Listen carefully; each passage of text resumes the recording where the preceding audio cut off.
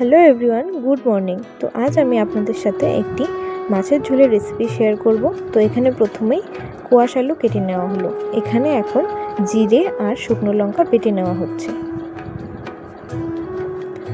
এরপর মাছগুলো সুন্দর করে ভেজে নিলাম।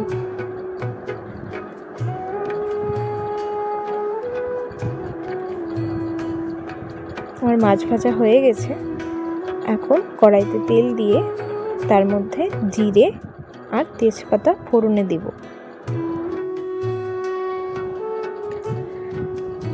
এরপর কেটে রাখা পেঁয়াজগুলো দিয়ে দেওয়া হলো। পেঁয়াজটা লাল লাল হওয়া পর্যন্ত ভেজে নিতে হবে।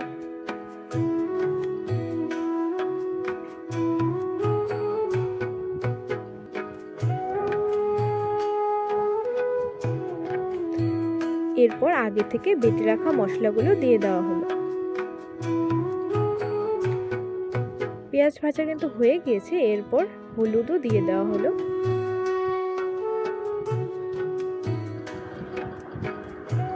এরপর আগে থেকে কেটে রাখা সবজিগুলো দিয়ে দেওয়া হলো। এখন এটা খুব ভালো করে কষিয়ে নিতে হবে।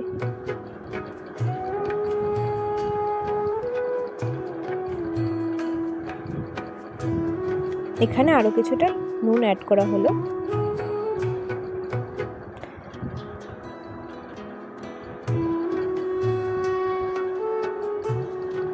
এখন কিন্তু কষানো হয়ে গিয়েছে। এখন জল দিয়ে দেওয়া হচ্ছে। এটা পরিমাণ মতো দিতে হবে।